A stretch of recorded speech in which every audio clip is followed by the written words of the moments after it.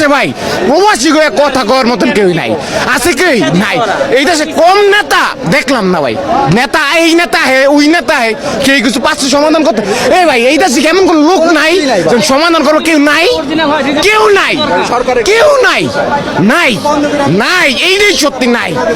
কেউ যদি থাকে এত মানুষের কষ্ট আর একটা ফ্যামিলির উপর ডিপেন্ড করে, একটা ফ্যামিলি তার উপরে ডিপেন্ড করে আরেকটা ফ্যামিলি, মজা করে ভাই মজা। কোন দেশে দেখছেন 5 ফুট আটকারে 1 বছর? কোন দেশে কানুন নাই। আমার 5 ফুট আমার দিয়ে দিব 16 মাস 18 মাস ইয়েস অর নো। ইয়ার রিচিরে কি লাগছে আপনার 3 মাস, 3 মাসের মধ্যে ইয়েস অর নো।